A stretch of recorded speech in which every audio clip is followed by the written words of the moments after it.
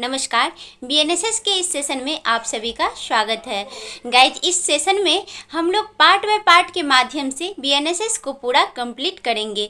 तो आइए समय जाया किए बिना हम स्टार्ट करते हैं।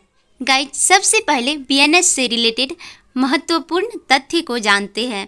गाइज, प्रथम बार बीएनएस से संबंधित बिल लोकसभा में 11 अगस्त 2023 को पेश किया गया था, परंतु कुछ कारणवश 12 दिसंबर 2023 को बीएनएस का फर्स्ट बिल वापस ले लिया गया और उसी दिन सेकेंड बिल पेश किया गया, जो कि वर्तमान में लागू है। 20 दिसंबर 2023 को लोकसभा से पारित किया गया। 21 दिसंबर 2023 को राज्यसभा से पारित किया गया। राष्ट्रपति की स्वीकृति 25 दिसंबर 2023 को मिली। बीएनएस में टोटल चैप्टर 20 है एवं टोटल सेक्शन 358 है। अब बीएनएस के उद्देश्य के बारे में जानते हैं। तो इसका उद्देश्य है अपराधों से संबंधित उपबंधों को समेकित, कंसोलिडेट और संशोधन करने तथा उससे संबंध या उससे अनुषंगिक विषयों के लिए अधिनियम। गाइज, समेकन का अर्थ होता है कि बहुत सारी चीज़ों को मिलाकर एक साथ जोड़ा जाना या इकट्ठा करना। जैसे बीएनएस के द्वारा विभिन्न प्रकार के अपराधों को संहिताबद्ध किया गया। अब सेक्शन 1 पे आते हैं। तो सेक्शन 1 में है संक्षिप्त नाम, शॉर्ट टाइटल, प्रारंभ और लागू होना। तो संक्षिप्त नाम तो हम सभी जानते हैं कि इसका संक्षिप्त नाम इंग्लिश में द भारतीय न्याय संहिता 2023 है एवं हिंदी में भारतीय न्याय संहिता 2023 है। इसका प्रारंभ तो यह 1 जुलाई 2024 से लागू हुआ था। और है लागू होना, तो इस संहिता के उपबंध निम्नलिखित पर भी लागू होंगे। अर्थात भारत में अगर कोई व्यक्ति कोई अपराध करता है जो इस संहिता में परिभाषित है, तो उस पे तो लागू होंगे ही, साथ ही इसमें और भी पॉइंट्स दिया गया है जिस पे कि लागू होंगे।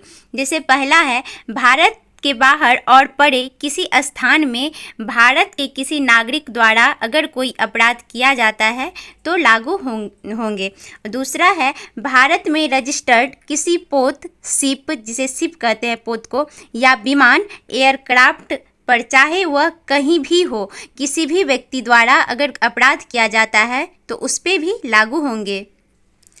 एवं तीसरा है, भारत में अवस्थित किसी कंप्यूटर संसाधन को लक्ष्य बनाकर भारत से बाहर और परे किसी स्थान पर किसी व्यक्ति द्वारा अगर कोई अपराध किया जाता है तो भी लागू होंगे।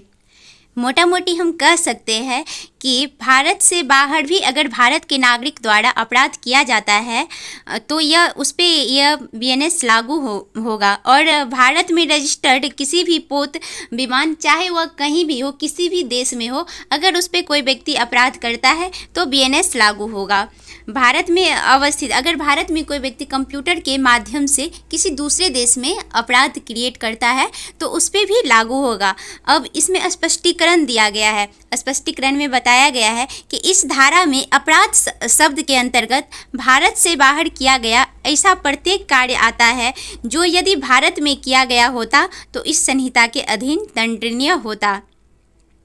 जैसे इसका दृष्टांत है, जो भारत का नागरिक है, भारत से बाहर और परे किसी स्थान पर हत्या करता है, वह भारत के किसी स्थान में जहां वह पाया जाए हत्या के लिए विचारित और दोष सिद्ध किया जा सकता है। सेक्शन 1 का सब क्लॉज 6 जो कि महत्वपूर्ण है, उसमें कहा गया है कि इस संहिता में की कोई बात भारत सरकार की सेवा के अधिकारियों, सैनिकों, नौसैनिकों या वायु सैनिकों द्वारा विद्रोह और अभित्यजन के लिए दंडित करने वाले किसी अधिनियम के उपबंधों या किसी विशेष स्थानीय विधि के उपबंधों पर प्रभाव नहीं डालेगी।